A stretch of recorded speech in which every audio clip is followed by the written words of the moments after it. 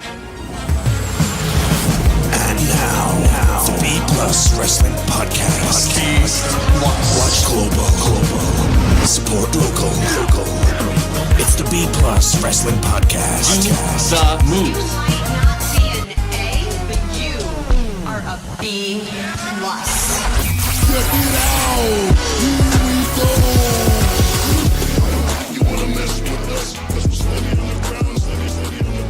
What's up, ladies and gentlemen, boys and girls, children of all ages? Welcome to the most must-listen to WWE podcast in Australia. Welcome to the B Plus podcast. My name is CJ, and I am your host this evening as we fly through Money in the Bank.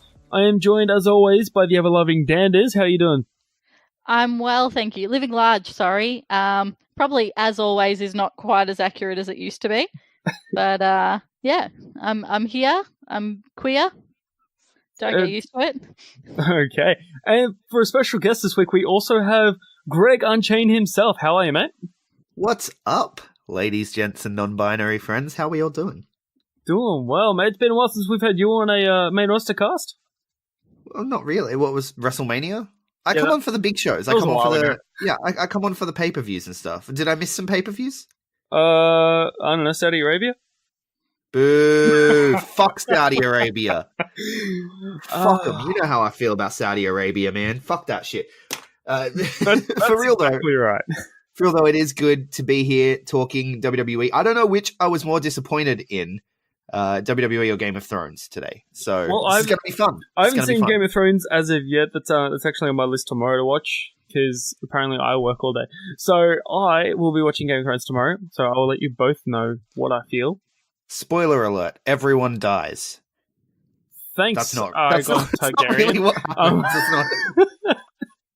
I wish that's what happened. I want them to, there's that petition going around, 1 million people have been like, rewrite season 8. I think it's the stupidest thing ever, but if they were going to rewrite it, I'm pulling for the Night King. Yes. Oh my god, Yes. I had the same thoughts during it. It's like, why didn't the Night King win and they all Right. die? Just everyone dies and the Night King wins, because we don't even know what his motivations were. He might have been a benevolent ruler to his people. They all seemed pretty happy. Yeah. Yeah, And they look, also like, didn't seem to laugh. once he kills them, then they can all come back to life. Exactly. Sure. Everyone Yeah. lives forever. Yeah. But What do White Walkers eat? people, So if there's no people left, they starve to death, and then but then I because don't they know die, if then the Night King would be like, "Rise, my children," and it just happened all over again. it's confusing. It's very confusing. You know what else is confusing? The WWE Universe right now, which we'll get into. First off, I do want to apologize for not covering Raw and SmackDown this week. WWE has been abysmal as of late. I am finding it myself struggling to watch it. I know you guys have struggled to watch it. This week we kind of had a personal week. Step back, you guys covered NXT. We're covering Money in the Bank. Ugh. Yeah. Well, I mean, look, I've been dealing with the man flu as well. It's man flu season. So, Wow. so I couldn't really step up. And like, honestly, I've been through this a few times. I don't want to watch WWE. I watch the highlights at best. I cover it for the news. But I'm not a WWE fan at this point in time. It's not good. There's bits and pieces. There's like glimpses of good amongst the awful. But And then there's a pay-per-view. yeah. Let's dive in. Let's dive in. Money in the Bank, of course, was probably at best maybe a 6.5 out of 10 for myself. We'll open up with the first match, the women's Money in the Bank ladder match. Did anyone watch the kickoff? Oh, right. I forgot there was a kickoff. So you didn't watch the kickoff. This is how good we are at covering WWE now, guys. Well, no, I watched the highlights of it, but because it was on at like 7 o'clock, I'm like, I'm at work, don't bother. But yeah, of course, on the kickoff, the Usos defeat Daniel Bryan and Rowan in a non-title match, which I thought wasn't it meant to be a title match? Yeah, it was advertised for a title match. It's really strange scenario. I didn't get it. It was odd. But yeah, of course. Sorry, I didn't watch it, but didn't Daniel Bryan have a little bit of like a sook fest afterwards? I saw images of him sitting. Yeah. He had a WWE exclusive promo. I saw it on Twitter. It was a really good promo. He was talking about being a failure. He lost at WrestleMania and he's a failure, and he's lost this and that and he's a failure. and he kept repeating failure, right? And which repetition is the key to getting over. Daniel Bryan's a fucking master. He's one of the few highlights, but the whole they're going to start a tag team revolution and stuff, it's all bullshit. And the fact that this was on the pre-show was bullshit. And It's all a failure. Yeah. What's WWE's boner with champions losing? I'm not too sure. It's really strange. Maybe to make them not OP? But they're the champion. True. They should be OP. But it's really, really strange. I don't understand it. All champions must appear to not be overpowerful except for the almighty Brock Lesnar. Oh, I fuck Brock really Lesnar. want like, I know he's already heel, but like a different heel turn and him come back as like mega consumerism Daniel Bryan. Like he comes out with a sign that says like profits before people, and he comes out in a fancy suit and gets like a stick, like a short back and sides and fucking yeah. Wait, are you suggesting that he realizes he's such a failure because he's been trying to put the planet first? Yes. Yeah. And so he goes full corporate champion. Yeah.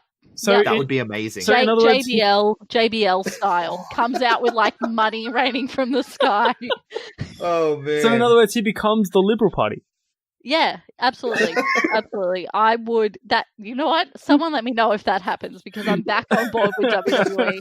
Daniel Bryan coming out in like a custom Hummer, money raining from the sky, a sign that says privatize more things. Yeah. Call for union. Yeah. Yeah. We want insurance. Yeah. Creates a stable of strikers. I'm on bread. I'm on board. Sorry, I'm thinking about garlic bread. I'm on board.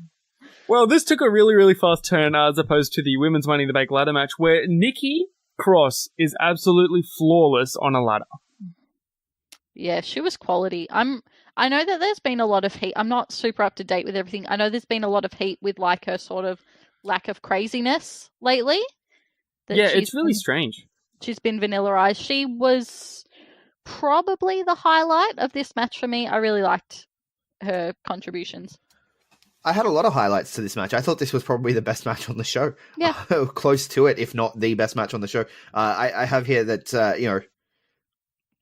a lot of the girls seem like they're going out there to really impress. Like the women's division, we've talked about it a few times. Yep. The women's division is the best thing going in WWE, and it feels like they're the most competitive. And like Ember Moon was out there acting like she had a point to prove to get on more TV. Dana Brooke was out there acting like she had a point to prove to get on more TV. Like even Mandy Rose and Sonya Deville like absolutely fucking killed it. I wasn't a fan of the way Sonya picked her up and carried her up the ladder. I felt like the on the shoulders is better than a fireman's carry, but either way, like they went out there like they really had something to prove because they're all fighting for this TV time, which you don't get that feeling from the dudes much. No, you don't, which is really frustrating to say the least. But I 100% agree with you, Greg. These women are fighting for this opportunity because there's not much airtime for the women. Yeah. How good was the spot with Naomi ducking under the two ladder? That I popped hard for that. That was pretty funny, actually. The part, my favorite part actually was probably Bailey just getting smashed between the ladder. Yeah. So when they're just pulling the ladder out and in with her in the middle, that was fucking brutal. Why was Naomi dressed like a bee? I'm not up to date, so I'm like, I'm sure there's like shit going on here, but like, why is she literally dressed like a bee? That's the first time we've seen her in that attire, and I don't want to see her in that again. Is there They're going to change her music to that Black Eyed Peas song. I'm a bee, I'm a bee, and she's just going to come out like that forever now. Fuck. Yeah, I wasn't. That's a deep cut right there. That's a deep cut. Yeah, that's pretty bad. I'm not on board with Naomi the bee. Naomi. Ah. Oh God, CJ. That's so bad. I shouldn't have laughed so hard at that. I love it though. Love it. I'm impressed with that one myself. Holy shit. Yeah, but of course, this was a really good match. Probably favorite match of the night. It was definitely up there. One of my questions I wanted to shoot towards you both: Carmella being hurt, is this a work or a shoot? I'm going to say that was a work. Sorry, I meant to say work because I think if she was legitimately injured, she would not be coming back out. But I really liked that because it was like, this is a storyline. This is a storyline in here. This isn't just like oh, look at all the pretty women who get a payday. Appreciate the pretty women. I was like, that is like building a storyline within a match. I was really happy with how they did that. So are we going to see Carmella and Mandy Rose have a feud now? Yeah, I would. I think that would be really good and a way to get both of them sort of back into some limelight because they've been lacking a little bit lately. Definitely. I agree with you. But again, congratulations to Bayley, who is the new Miss Money in the Bank. Yeah, secret to success in WWE. Let other people complain and you just sit there and ride it out.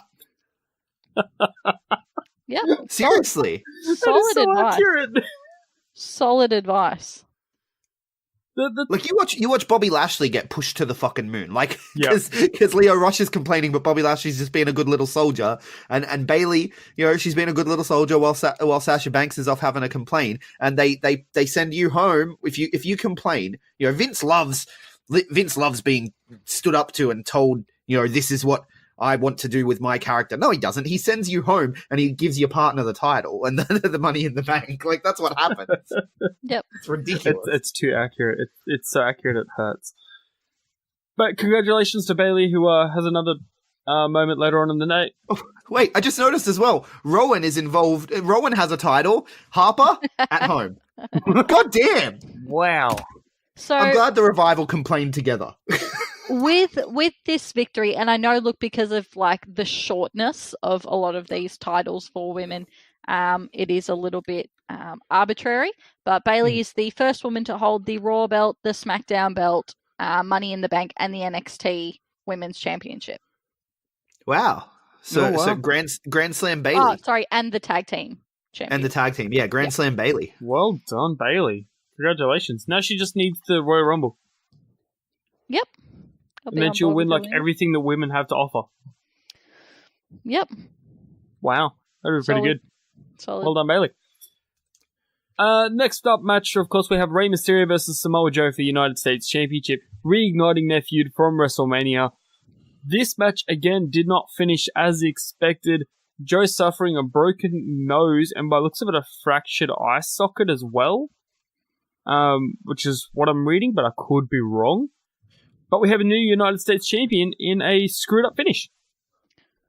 Yeah, that finish was odd. This is where I would say, is this a shoot or a work? Like, I have no idea what happened here.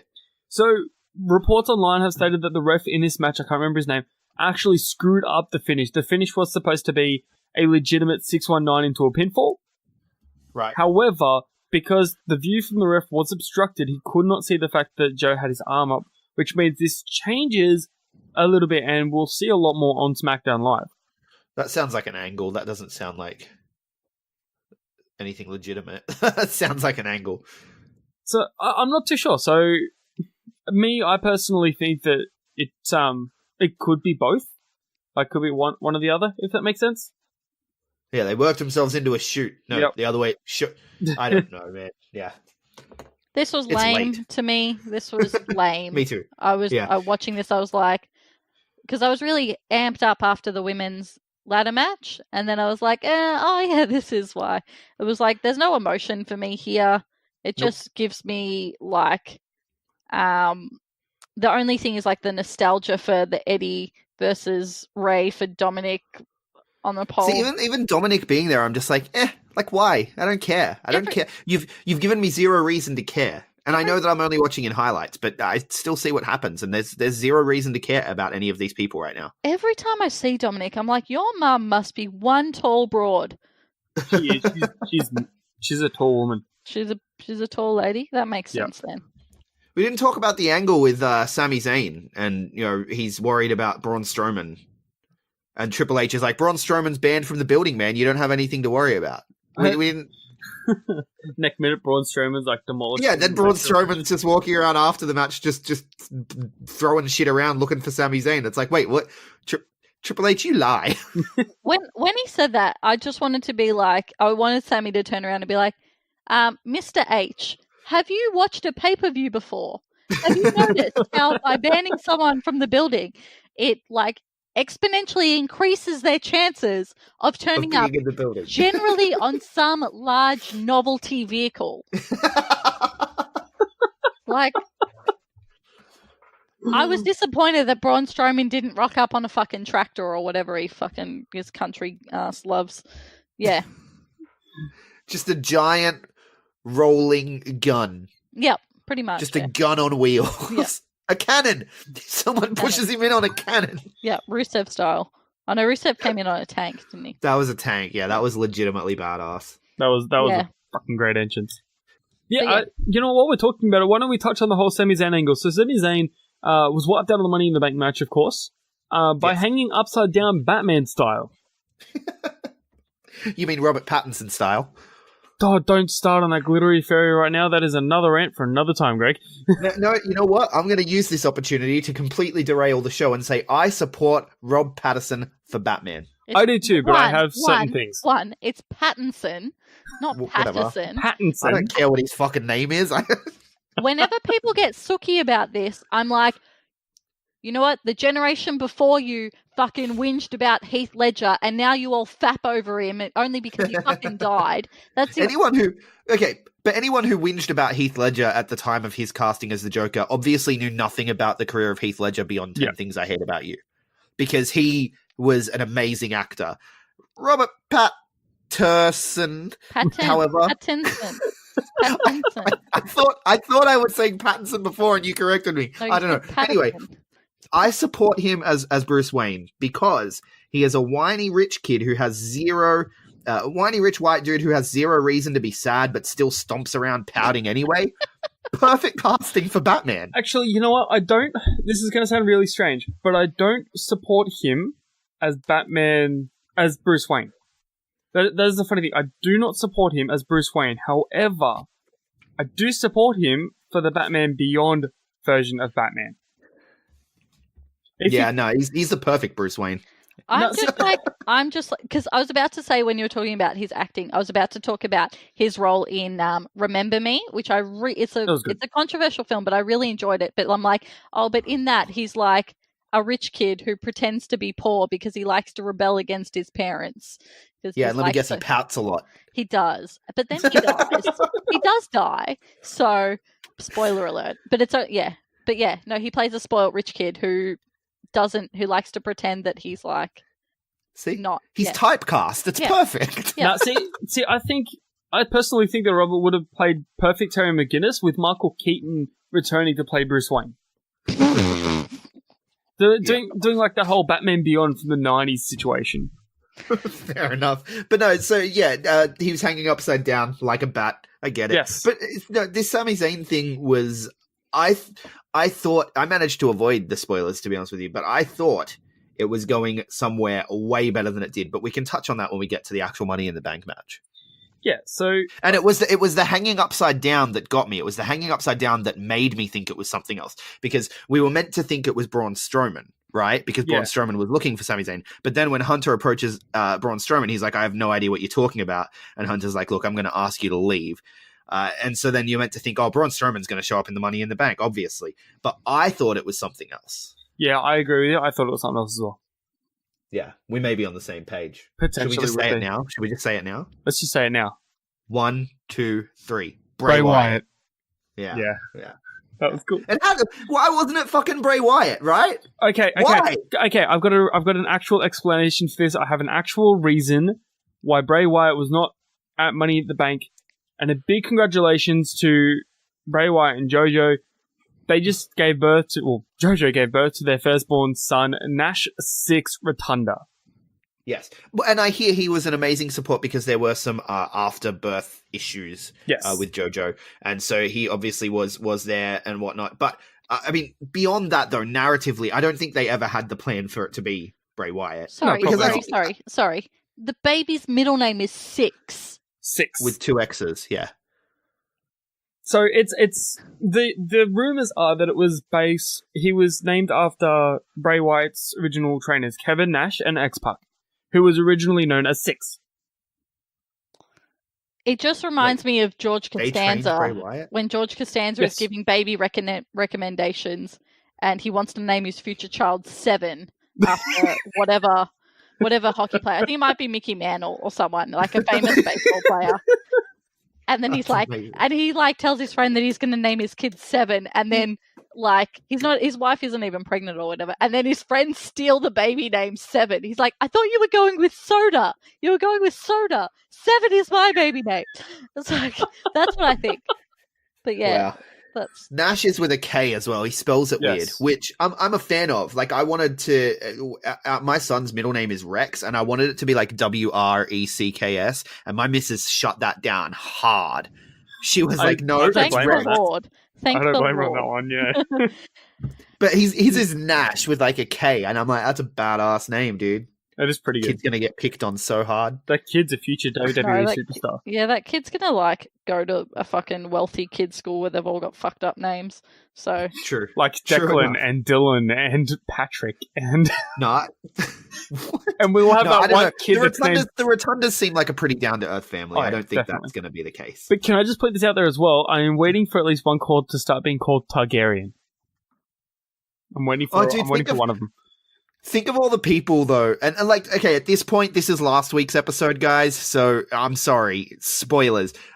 Think of all the people that have named their kid Daenerys, like in the lead up throughout Game of Thrones. Like over the last 6 years, 7 years, there have to be plenty of kids called Daenerys, and then she just goes fucking mental and burns a city to the ground. And all these kids are showing up to school the next day, just being like, "Oh, I don't know, man, my parents have bad judgment." I think it seems to be the popular name actually seems to be Khaleesi, which you know Yeah, what they can just Khaleesi. write it off. It's like no, this was one of the good Khaleesi's. This wasn't Daenerys. This was like This one is of the the one other before ones. Daenerys. Yeah, You're pronouncing that wrong, by the way. It's Khaleesi. Yeah, You know what? You gotta, I don't care. you gotta put the sauce on it, Danders. You gotta put the sauce on You're it. fucking killing it tonight, CJ. The shit jokes. All right, what are we up to? I'm getting. See what I'm you're getting missing lost. out on, guys? You know what's way more fun than talking about WWE? Not talking about WWE. We've spoken for 20 minutes, and I think 3 minutes have been the women's Money in the Bank match. Yep. Oh, but you know what? You know what else is a joke? Miz versus Shane McMahon. Now, this steel cage match was supposed to be amazing. This had a huge build. I was actually invested, and the end of it made me cry. I liked it because the story's actually pretty decent here. Like, so this was one of the few things on the show where I was like, hey, this is pretty good. I Yeah. care about this. There's a reason, because the thing for me is a reason to care, right? And WWE give you zero reason to care lately. Like half of the matches on this show, I was just like, but this match I actually cared about. And the finish, I was like, oh, you crafty motherfucker, right? So like, I was okay with this. I liked this. It was, average match, but Yeah, I think, to be it honest, wasn't bad at all. like, Shane took a couple of bad falls on this one as too, like falling from the top of the cage to the actual canvas. Like, that looked Yeah, gnarly. you mean he did a couple of Shane McMahons? Yeah, he did a couple of Shanes. Well, I think on the King of Sportscast we call them PCOs. Just when you take a bump that you don't need to take, it's a PCO. What does that stand for? PCO, he's not human. Oh, okay. That's a person. Yes. Okay, He's, well, you know Pierre Carl Ouellette from the Quebecers? no. You're a WWF guy, right? The Quebecers, they were a tag team back in the day, and he's like over Yeah, 50 okay, now. he's a WWE guy, but he's not like 40 years old. Cut him some Okay, slack. so- Thank you. Fair enough. I'm only 31, okay, but yeah, he was a WWE tag team guy, the Quebecers, and yeah, now he's reinvented himself as I think he's like 54 years old or something. He's like over 50, and he's reinvented himself on the indie circuit by basically killing himself. Like he takes Oh, like he Sabu. took more worse. Ah. Worse. Sabu goes through tables. PCO on the last Ring of Honor show, he did a spot where he went to do a suicide dive, but he went on the wrong side of the ring on purpose, like because he's crazy. And so he suicide dove where there were no opponents and just crashed onto the hardwood ground. Jesus Christ. He's an insane man. Took a more like Jeff Hardy, right? Swanton bombs onto the apron and the opponent yeah. moves. Yeah. That kind of shit. Like just real kill yourself shit. Like he's gonna die. Ah, okay, well, But he's over 50. So we call him PCO bumps now. okay, well, Shane took a couple of PCO bumps, and oh, there you go, Greg. I'm learning something new. Hey! He took a couple of PCO bumps. I was expecting him to take one from the top of the cage to the actual padding on the floor. Didn't happen. Slipped through his shirt, hits the floor. Shane McMahon wins. This story is still going on. Yeah. Yeah, that slip through the shirt thing though, like that's crafty. was That's smart. why you wear a shirt. That's why you wear a shirt in a match. And you know what? That was smart. That's also why he's the best in the world. No, I'm not finishing that. I didn't close my fist. You should have. I'm not doing that. Oh man, okay, hang on. You want to talk about good WWE content? Did any of you watch the little mockumentary on Greg Hamilton? I've been meaning to. It's on my watch list. No, absolutely not. I don't even know who Greg Hamilton is. Greg Hamilton is the announcer that does the best in the world. He's that guy. He's the SmackDown Right? announcer. And they did like The Office, how what's his name? Michael Scott is just kind of like clueless. Yep. Right? They did that kind of thing, like where they're following him around for the day at a WWE event, and he's talking about, all the different teas he drinks to keep his vocal cords warm. You got to always be ready and stuff. And he's approaching talent and talking to them and stuff. And they're all well, I can't remember. He was talking to Zelina Vega, and he's like, "So do I bill you as now that when you're with Andrade, do I bill you as coming from Mexico?" She's like, "I'm from Brooklyn," and he's like, "But," and he's like really clueless, and he's playing like this clueless announcer character, and it was fucking hilarious. It's the best WWE thing I've seen in a long ass time, and it was on their YouTube. So check out the Greg Hamilton little mockumentary. It's fantastic. It's like Definitely 10 will. minutes. Yeah. That, of course, we move on to the next announcement, which, of course, we'll have the official announcement next week on the Lonely Fans show. I figure that's what we're just going to go with. Lonely Fan. Lonely Fan. All right. So WWE have announced that Mick Foley next week will be announcing a new title in the WWE. Wait, is this next week or this is tomorrow? Tomorrow, next week, same thing. Tomorrow on Raw. Yeah. So, what? I have 4 sort of possibilities that it could be. I'm going to go least likely to most likely and see if you guys agree with me. So the first thing is the European Championship. Could we see the return of the European? No, I wish. I love the European title, but no. I feel like the US title is the European title. It's just like WWE are like foreign, bad. America, good. Yeah, all right, good point. Next up, I have the 6-man championship. We've got Undisputed Era coming up. We could reform Saturday. You could reform 3-man groups, such as the Club and stuff like that. Could we see 6-man tag team championship? Given how awful they are with their tag team division, please don't. No, good point. The next one I have is the women's mid-card title. No, there's already, I don't want to say, in my mind, there's not too many women's titles, but to WWE, there's like too many women's titles. If we're not getting the fucking women's tag belts on the card, there's no room for another women's title at the moment. Yeah, no. Mick Foley is a big supporter of women's wrestling. Maybe it's an intergender title. No. No. I'm saying no from like a WWE won't do that. Yeah, no, I know that. I don't see them ever doing that. The last, which is obviously the most obvious, the Hardcore Championship. We are leading right into Extreme Rules. We've got a massive amount of superstars that could use the 24/7 rule to get a bit more showing, whether that be streamed on Facebook, on Instagram, on Twitter. We have the capabilities to do the 24/7 rule a lot nicer now. Do you think the Hardcore Championship with the 24/7 rule could be coming? Again, honestly, like I love the concept, but WWE are moving away more and more from the actual hardcore style matches. I think that if it was to come back, it would be hardcore light because it's like they save their blood for their blood dedicated pay-per-views like Extreme Rules and TLC. I think it would be amazing because like I don't want to say vignettes, it's not a vignette, but like the segments that they used to have, particularly with Crash Holly, the one that sticks out in my mind is him in like a children's playground and him getting pinned in a ball pit. Is like, they were amazing. Him sneaking into a Al Snow's hotel room in the middle of the night with a referee to pin him while he's asleep. Yep. And being like, be quiet, shh, be quiet. The 24/7 rule provided some really hilarious moments at not really being at anyone's expense, which is quite rare for the Attitude Era. Except for maybe Patterson and Briscoe. I feel like they had the most embarrassing moments.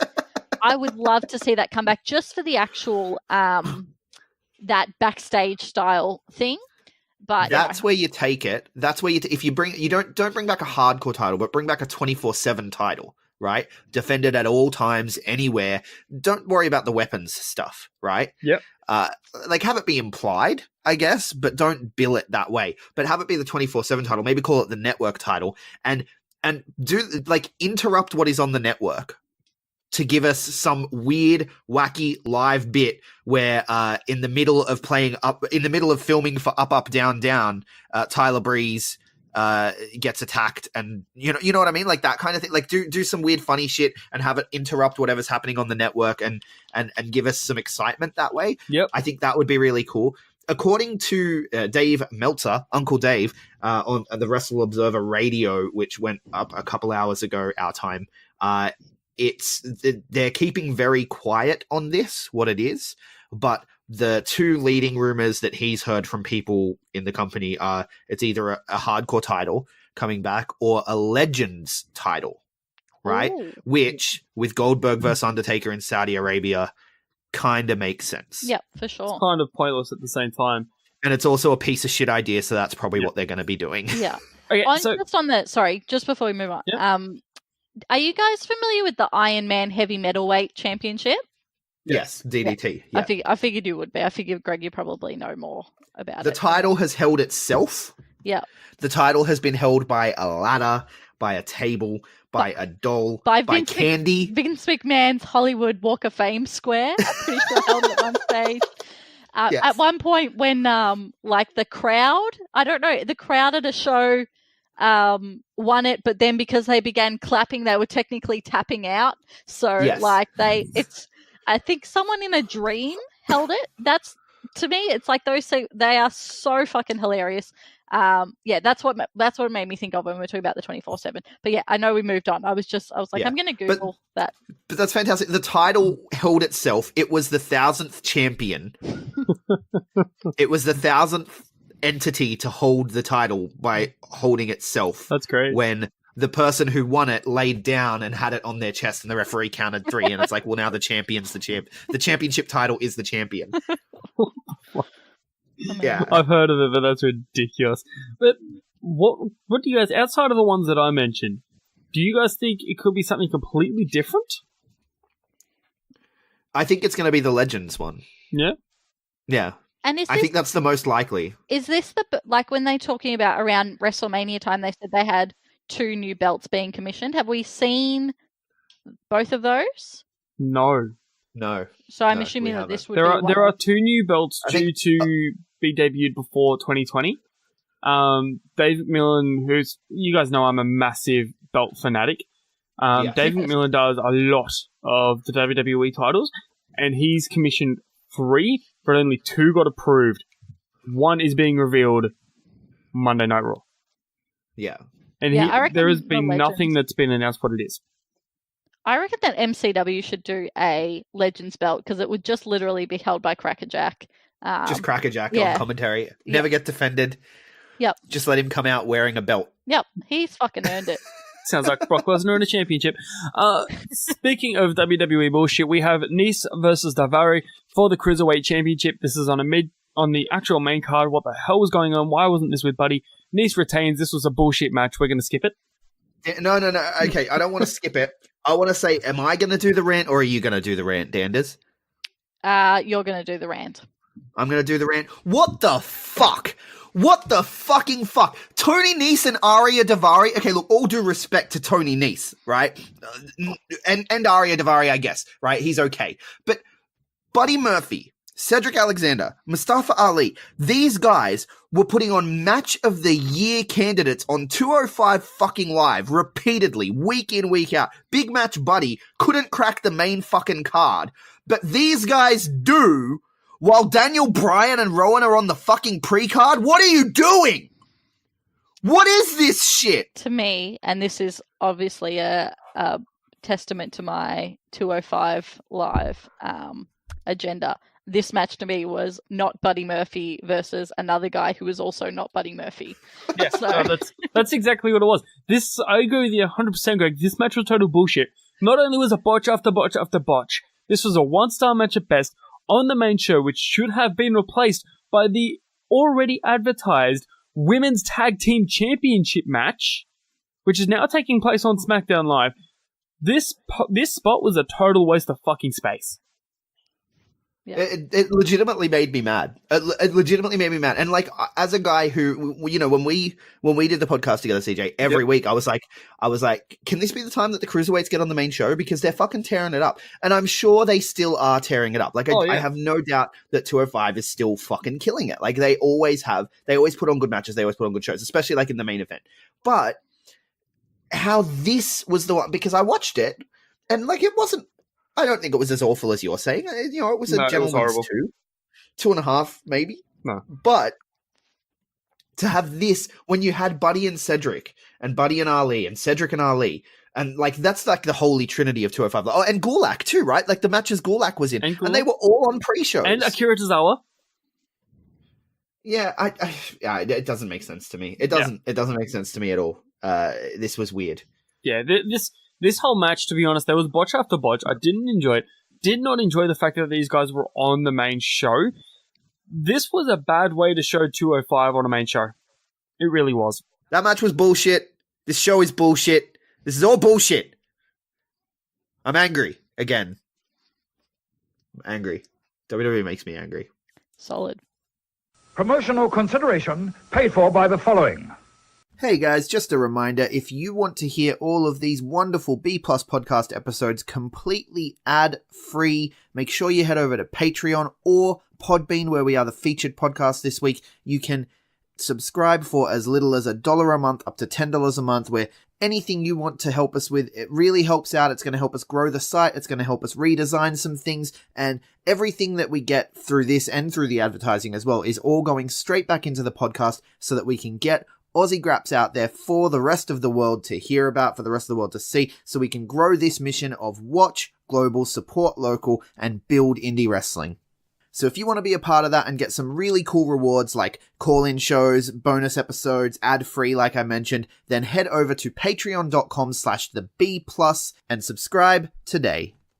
Hey everyone, just want to take a second to tell you about one of our new sponsors, Outbreak Nutrition. Outbreak Nutrition are creating supplements for survival, sharper minds, quicker reflexes, all the energy you need to take your performance to the next level, whether that be on the field, in the gym, on the gaming field. That's right, they have specifically designed gaming supplements as well to help you focus on those late night sessions. They even sell coffee, you guys, at Outbreak Nutrition. You can get coffee pods, you can get coffee beans, you can get supplements for the bedroom as well if you want to enhance your performance there. These are performance enhancing supplements for every aspect of your life, specifically designed by gamers, for gamers, to stay fit and healthy in the gym, to stay sharp and focused on the game, and to dominate in all areas of life. So check out OUTBREAKNutrition.com, and for being a listener of our podcast, they will give you 10% off your order when you enter the code B+. That is BPLUS at checkout.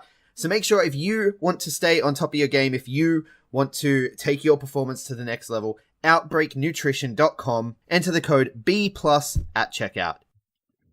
And of course, we're heading straight back into it with the Raw Women's Championship match, Becky Lynch versus Lacey Evans. I enjoyed this. I really did. Yeah, it was alright. What? It's one of the few matches, on the show that I cared about. Had a decent build, you know? Yeah, like, this had a decent build. Decent match all around. I probably thought this was maybe a 3.5 out of 5. And to see Lacey Evans tap, even though she had Becky pinned, to see Lacey tap, that was a quick burial.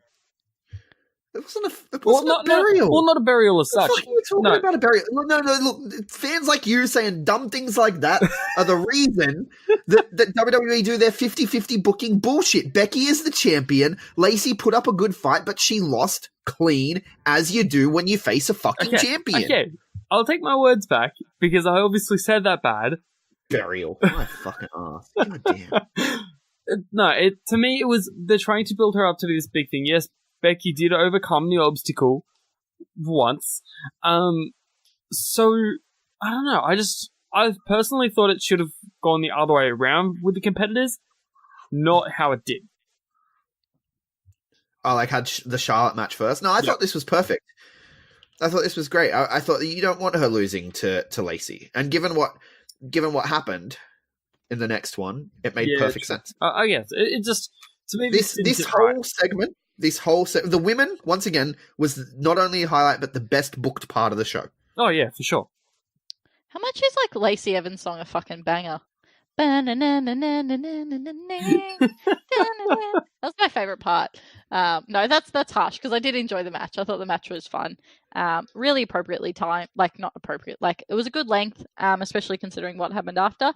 I was a bit because I was watching Game of Thrones, and I didn't realize how early Money in the Bank was starting. So this is the point where I started watching it.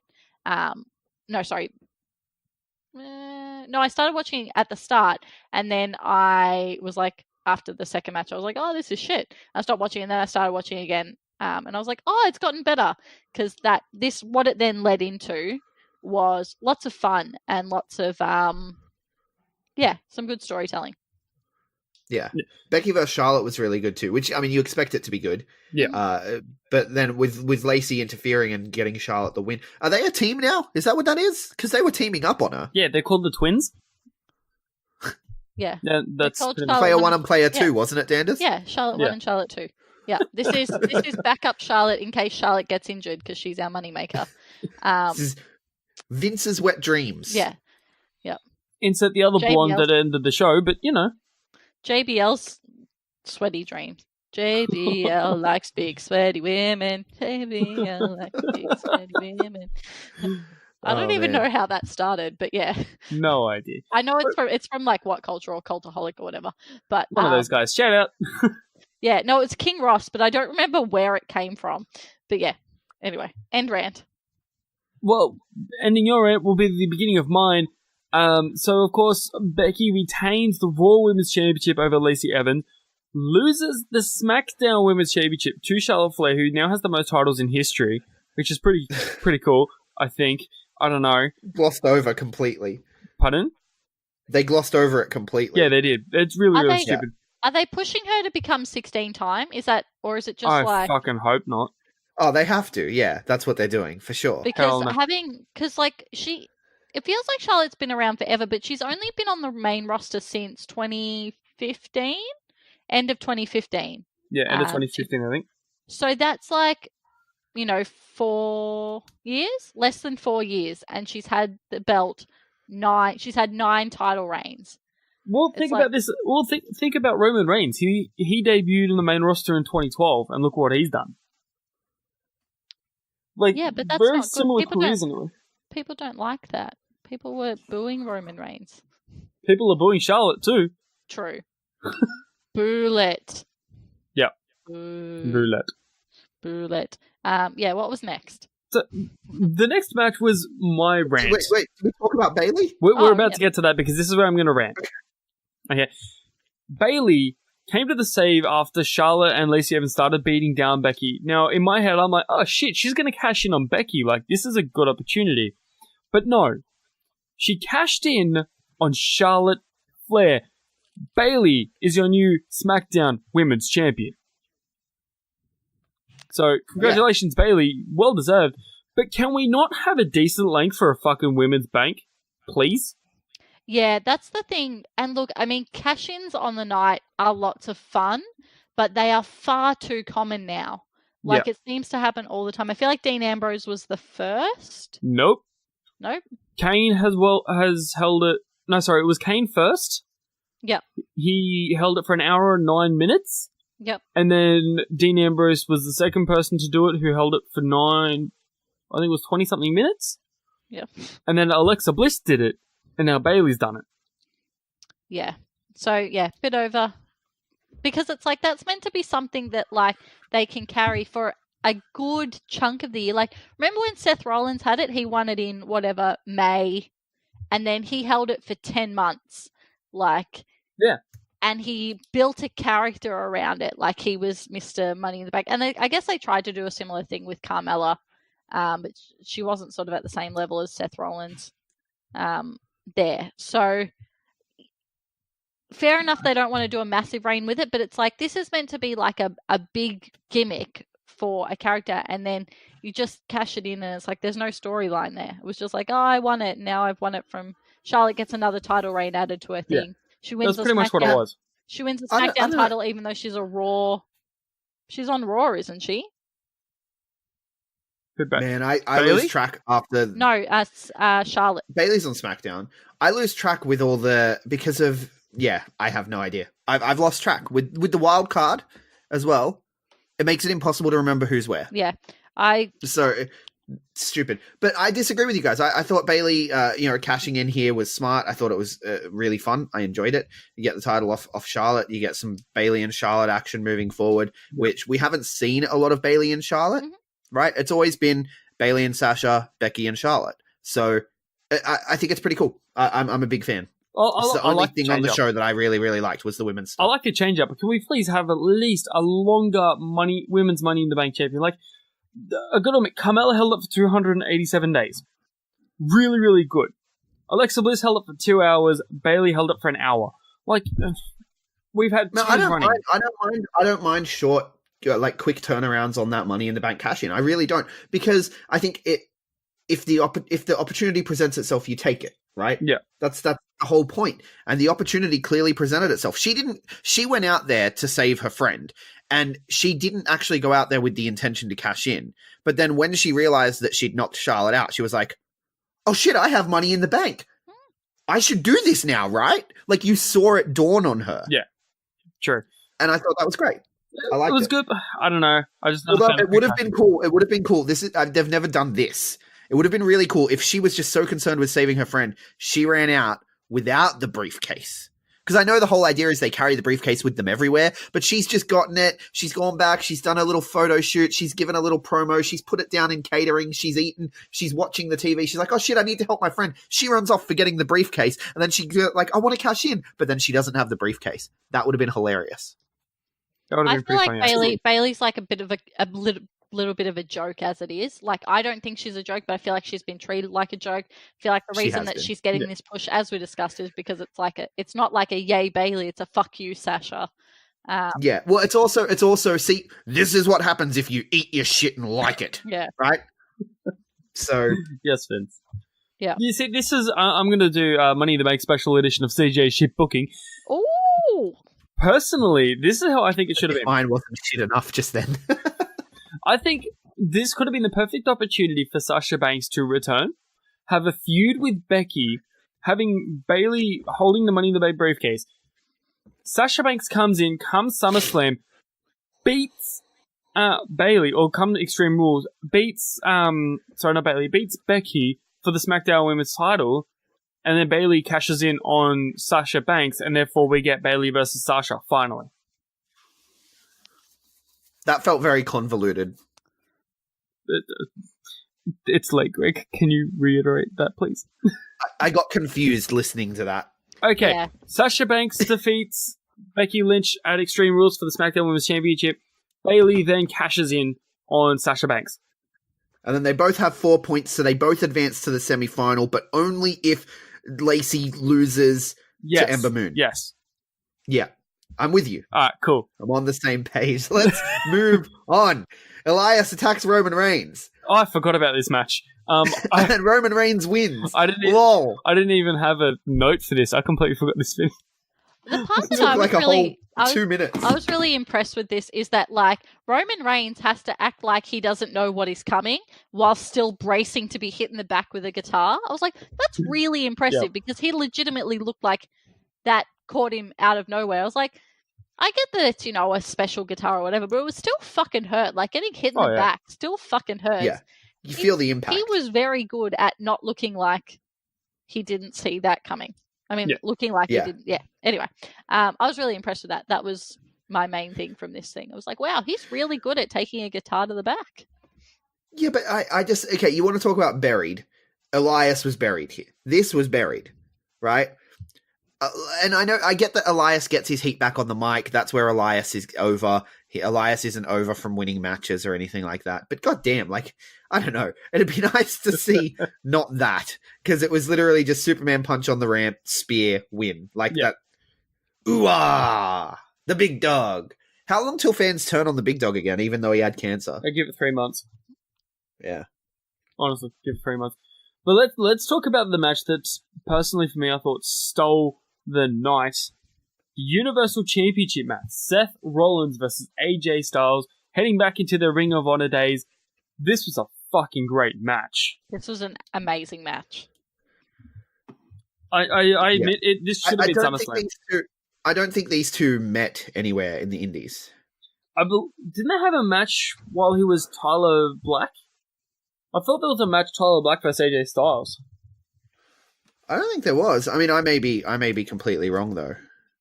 I don't think they had much crossover in their time. AJ Styles versus Tyler Black, 2006. Shit, there you go. Yep.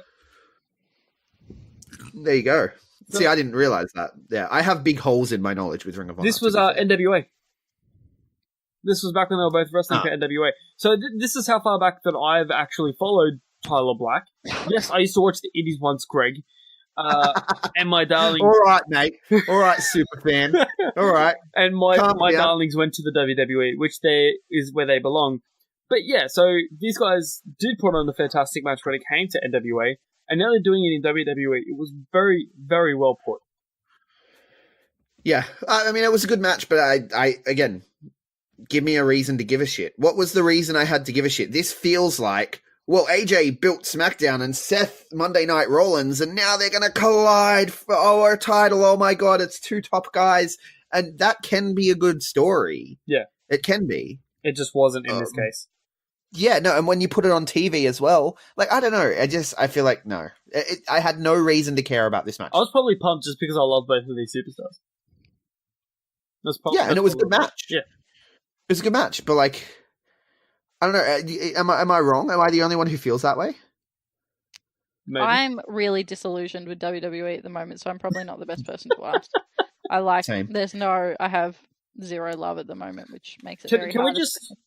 Well, let's give you a real reason to cheer, Danders. Lars Sullivan beats the shit out of three minorities because that's how you punish a guy who got busted for going on racist, homophobic tirades online. See, I reckon they should have gone the opposite way and just have him have to be like I don't know, like a guy who's like a servant to minorities or something. He has to be like a weird fucking butler or something to Rey Mysterio or something fully fucked up like that. Have him be the pancake maker guy for New Day. Yep. Exactly. And just let Big E and Kofi and that just let them just rip on him for real on camera. Yep. Can I just point this out there as well? This will be the only ever time that I'll say this, so it's best that you get it on recording than you do anywhere else. Thank you, Lars Sullivan. Come on, dude. No, that's all I have to say. No, I don't care how much you don't like Lucha House Party. This was in piss poor taste. This was, like, given everything that we've heard over the last few weeks, and given how little, like, and it was like there was that little glimmer of hope, like, okay, they're sending him to sensitivity training. They find him $100,000. It's all symbolic bullshit. They don't give a crap. They put him out there and specifically have him squash Lucha House Party. This is in really poor taste. And this more than anything is exemplary of why I have trouble watching WWE. This is Vince McMahon giving us the finger. It pretty much was. But to me, does Michael P.S. Hayes still work there? I bet he produced this segment. Wow. Fucking hell. Like, to me, this was probably one of the highlights. As soon as I heard their music, I was like, oh, fuck. And then I heard Lars, I'm like, yay. I can't believe I have you on a recording saying that Lars Sullivan this week squashing Lucha House Party was a highlight for you. But, you know, do you, boo? Do you? I will do that because, again, you know me, I don't enjoy Lucha House Party. Split them up, make them interesting. Yeah. But, yeah, so we have Lars coming out having a quick segment defeating, well, not even defeating, just demolishing Lucha House Party. Because apparently WWE doesn't care about racism. And then we get Kofi Kingston versus Kevin Owens, where Kofi Kingston retains after Kevin Owens demolishing 80% of that match. Kevin Owens is the best first defense for a babyface champion. Yep. This is the best way to use Kevin Owens. He's the guy. He's always a believable contender. He always puts on solid, entertaining matches, solid, entertaining segments. The build was really good. This was probably one of the best builds on the show. And this match was fun. I liked it. Kevin Owens deserves all the money he gets and more. Yeah. Like, it sucks that he signed a 5-year deal before all the AEW hype, because he would be his price would have skyrocketed, and it sucks that he's not on more money than he is. You know what, though? I actually have a slight feeling that Kevin Owens would be in that position of power where he could demand more money or walk out. No, he signed a 5-year deal. That doesn't matter to anyone. He has zero power. I'm sorry, but so did Adrian Neville. Adrian Neville had a 5-year deal as well and walked out in his 3rd year. Yeah. So anyone can do it. CM Punk did it. Yeah. So I'm sorry, but Kevin Owens could walk out of that company anytime. Kevin Owens does not need WWE. WWE needs Kevin Owens. Yeah. Well, Holy this was shit, the I perfect just wrote use his of next him gimmick. But this was the perfect use of him too. It was. Like, I really liked this. It really was. It was fantastic. Like, the match was, overall, it was really, really good. I enjoyed it. Danders, did you enjoy this one? Yeah, I enjoyed the match. It was really, yeah. I'm very tired. I'm sorry. They don't. It's okay. They don't book babyface champions well very often, but Kofi's off to a good start. Yeah. Definitely. Yeah, and it's thanks to Kevin Owens, and that's why I raved about Kevin Owens. Props to Kevin Owens, because he has set Kofi up for a good, solid babyface title reign, which WWE historically do not do well. No, definitely not. Think of good babyface title reigns. John Cena. Few and far between. I'm sorry, but John Cena still has to be one of the best babyface reigns I've ever seen. And with that, let's talk about the men's Money in the Bank match, where it wasn't Bray Wyatt. It wasn't Bray Wyatt. I think. Look, the dudes went out there and killed themselves. There was one spot in particular that I think will make highlight reels forever. I've got 6. No, there's one spot for me, all right, and it was the sunset flip powerbomb that Finn Balor took onto the ladder and bounced off, and then bounced back down onto the ladder. Yes, that was fucking insane. That would have hurt. One thing we didn't touch on in the women's one, which was not same level of awesomeness, but Ember Moon's eclipse from the bouncing off the rope. From the outside ladder to the inside. God damn. That was good. The crowd, you got a legitimate holy shit chant, which you do not get very often. You normally get a "this is awesome." That got a genuine, loud, crazy, holy shit chant. That was, we grazed completely over that. That was, it's hard to give us something we haven't seen before, and that was it, and it was great. Yeah, but And I agree that's with sorry. Go on. I was going to say, I agree with all the Finn shit. Finn's trying to kill himself so he can get out of his contract. No, Finn, if you get injured, they're just going to add more time to your contract. Can't extend my contract if I'm dead. They induct him into a posthumous contract. First of its kind. Yeah. That's horrible. They display his casket at Access. Don't tell me that you don't think Vince wouldn't do it. And then they'll Katie Vick that shit. You do that to The Undertaker. I was going to say, imagine The Undertaker's next casket match, and it's opens the casket and Finn Balor's already in there. We got the wrong casket, guys. Wrong casket. God, we are more than This is awful. Yeah. This is almost as awful as Brock Lesnar winning Money in the Bank. They're just trolling us, surely. Vince is just at a point where he's I reckon actually Vince owns AEW.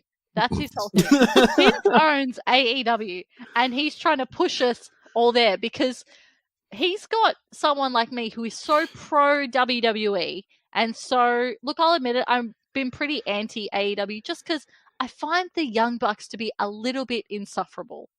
I find them. That was the point, though. Yeah, I know. They're not meant to be baby faces. I know. I find them. Yeah, but yeah, I don't know.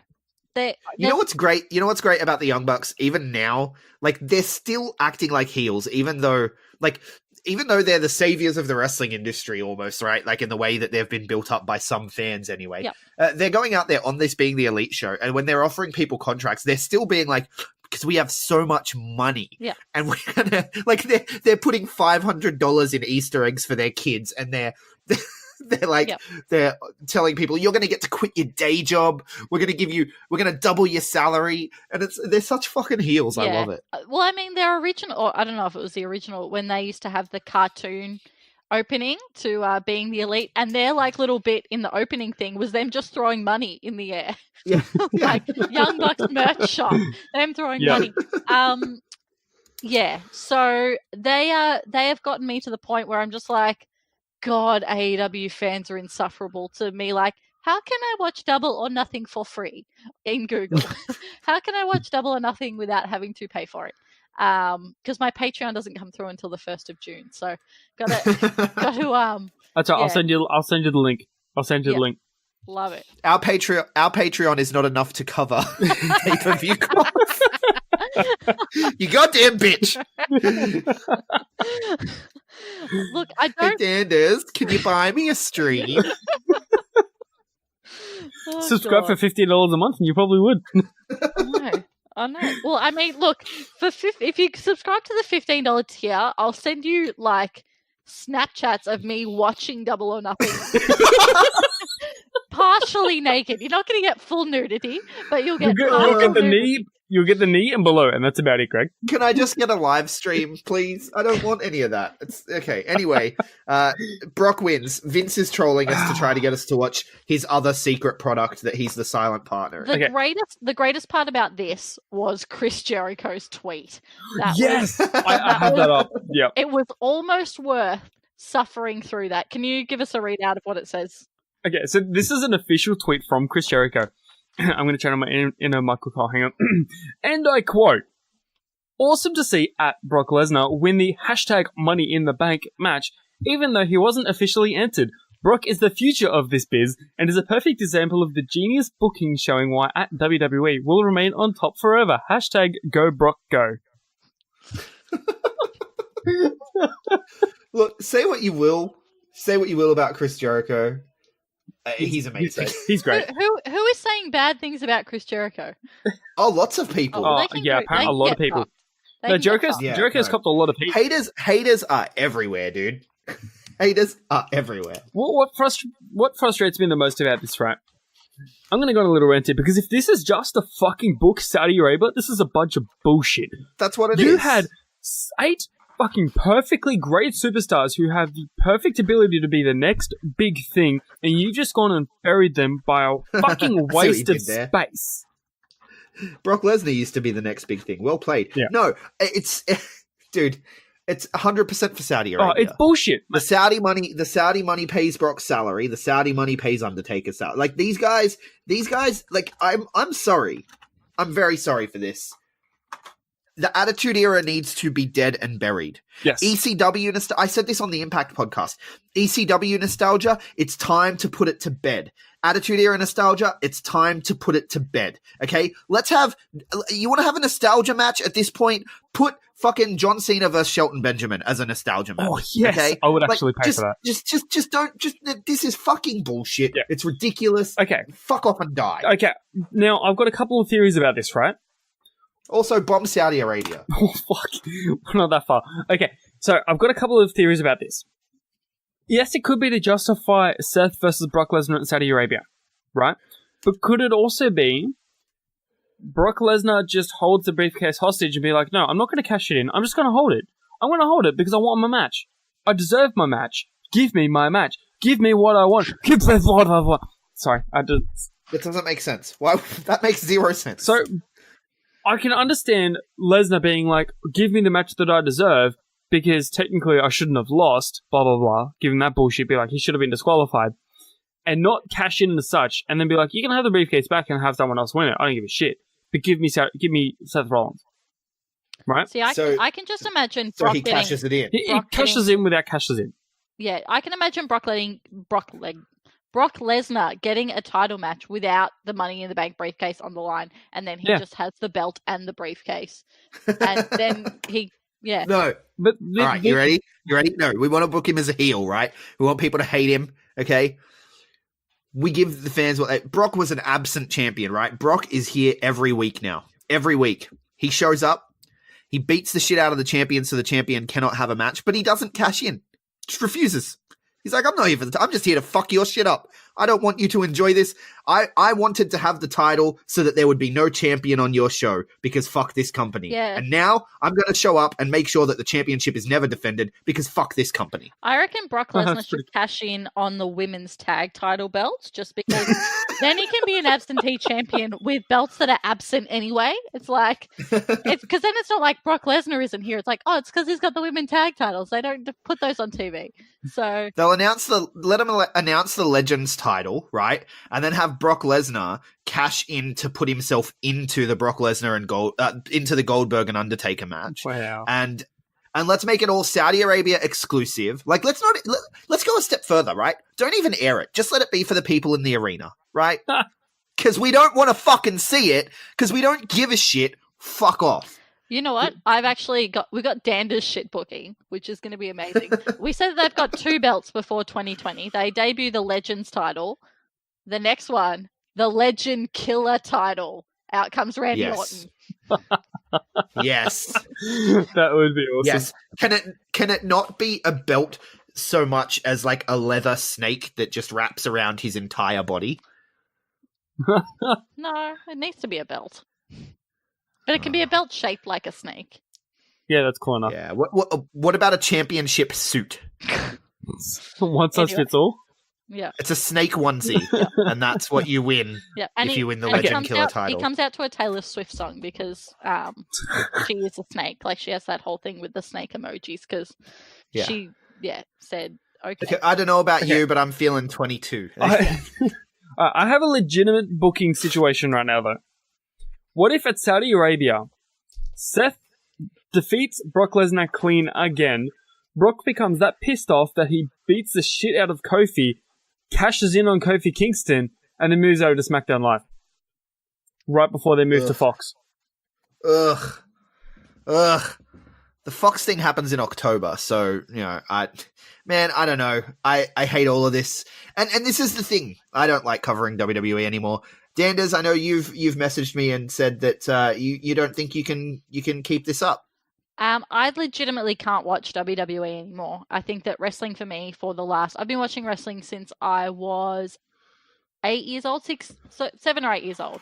And I am 30 now, and it is at the stage where it is unpleasant for me to watch. It's not like, oh, this is boring. It's like, this feels like a job to me, which is really hard. And I spend so much time watching local wrestling, and whilst it's not perfect, I feel like the local wrestling that is being provided to me, I went to the MCW show on Saturday night and saw, I keep calling them the Pariah. That's not it. Pariah? The Pariah. Pariah versus Pariah. Brat Pack, which is not getting a whole lot of buzz because there was like a lot of fun matches on what was essentially booked as a B show for MCW. Was so much fucking fun. You got fucking the Pariah doing like a fucking dance off, cutting shapes like a pack of sick cunts. They're muzzing out. Muzzing. Yeah, followed by Brat Pack doing a karaoke version of their awful theme song. And I remember sitting there and I was like, Yes. this is fun. This is the most fun I've had watching wrestling this year. Like, this is silly, but it's still quality wrestling. There were still some really good spots. Spoiler alert, the Parade do a little bit of an Eiffel Towering over Avery, which was a little bit of a cringe. If you don't know what Eiffel Towering is, please go to urbandictionary.com. And Yeah. I was like, this is what wrestling should make you feel. I've gone on an MCW rant again, haven't I?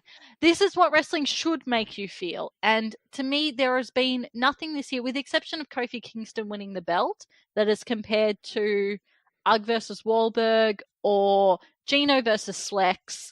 There is nothing in WWE that has made me feel the way that local wrestling makes me feel, which is sad because Yes. local wrestling is working on a budget of less than 0.1% of a WWE budget. And that's why I wanted to, because CJ, I know you don't like flying solo on these podcasts, so I wanted to suggest that we do a rotating guest show where, you know, Danders can show you some of her favorite local wrestling. I can show you some of my favorite indie wrestling, and we can try to indoctrinate you to our support local mindset, and maybe make that a bonus show instead of this view from the WWE universe. Alternatively, you can carry on as the lonely fan, because at this point, you're the only person in the B Plus family still wanting to watch WWE. I watch WWE because it's part of my family. That's one of the huge things. I'll never give up WWE. I'll never walk away from it. As much as they piss me off. At some point, you got to kick Uncle Brad out of their house because he's smoking too much crack, right? Let him finish. I get that people will sometimes, of course, like you guys, you've had enough. Personally, I will not find that. It has been in my family for years. It's been in my family for generations. No matter what people say about it, no matter what people will try and convince me, WWE will always be my home. I am the John Cena of the fan network. Yeah, but even John Cena don't want to be part of WWE right now. John Cena's peaced out, bro. I don't know what you're talking about. He's like, yeah, no, I got some movies to make. Nah, so you want to be the lonely fan? You can be the lonely fan, bro. That's fine. I will be the lonely fan. Every now and again, I will have a couple of guests joining me. We've got a couple lined up. But we will, of course, be having the Lonely Fan Network coming ahead, where I, CJ, will be covering WWE alone, with a couple of new extra features heading straight into next week as well. Cool. Sounds like fun, man. Oh, Sounds like fun. It's going to be so much fun with Brock fucking Lesnar back. Oh, can I just point out as well, Randy Orton's face, as soon as Lesnar's music hits, he literally, in front of the camera... It was gold. I don't know if you noticed, but he lived in front of the camera, he was like, for fuck's sake. Yeah. Well, that's the thing. It was so insulting to the dudes that went out there and killed themselves that he just waltzes in and grabs it. But, you know, that's money in the bank. Let's give our socials and go home, CJ. Anders, where can we find you? You can find me on patreon.com/Rach Danderfield. Rachel Danderfield? Rachel Danderfield. Should know my own link. On Twitter @Danderfield. On Instagram @Rachel Danderfield. Please don't add me on Facebook because we're not friends. And Greg, where can we find you? Well, okay, so I'm going to plug our Patreon first, even though there was an ad already for the Patreon. You guys, we get less than 1/10 of what Danders does, and we've been doing it a lot longer. And we need more 18 plus content, Greg. You need to up your game, mate. I'm podcasting in the nude right now. What more do you want from me? It's the middle of winter. Live feed, buddy, live feed. The shrinkage is ridiculous. Patreon.com/the B+, and of course, I am Greg Unchained on Twitter and the Greg Unchained on Instagram. Guys, my name is CJ from CJ's World on Instagram, but collectively, we are the B+ Wrestle on Twitter because wrestling wouldn't fit. The B+ Wrestling everywhere else, Facebook, Instagram, YouTube, you name it, we've got it, including Patreon, which Greg has said is www.patreon.com/the B+. If you want to get in on our mission to watch global, support local, that's the place to do it. Every dollar comes in, goes towards growing the show, helping get the word out there, helping Greg get his free subscriptions to, what's it called, Double or Nothing, and all sorts of other rewards, which includes a call-in show, which I believe you guys are covering up soon. Tomorrow. There we go, guys. Jump. Well, today, as people listen to this, yeah. Yeah, well... Thanks for the heads up. When are we doing the call-in show? Well, Danders, if you were on our Discord, which we advertise to people, you can come on our Discord and talk to us and stuff. If you were on the Discord, you would know we're doing a call-in show tomorrow, okay? What's the topic? God damn it, Danders. Is there a topic or is it just shit-talking? Shit-talking? No, it's just it's our call-in show. It's your specialty. Ah, okay. Because, I was talking with Jules about, Jules was very drunk on Saturday night at MCW. One of our favorite patrons. He's my favorite. You can't have favorites, Dennis. He's calling in tomorrow too. too. Submit the most money. Probably. Yeah, he does. Yeah, so yes. favorite. Okay, fair call. And he's our super producer. And he's calling in. He's calling in tomorrow. And he and I decided that we are going to have the top 5. I decided mostly top 5 most fuckable MCW fans. And I have put myself in all 5 positions, considering how people tell me to go fuck myself all the time. So I was going to say that I feel like that's a very bad podcast to record. Yeah. I don't know. Yeah, it was just some tongue in cheek because wrestling fans, we are not very attractive people. Speak for yourself. Including myself. Okay, we're doing the call-in show tomorrow. Looking forward to it. Yes. My favorite one. I have a story for you off air, Dander. Let's call it B+. subscribe. Let's do it. Thank you for listening.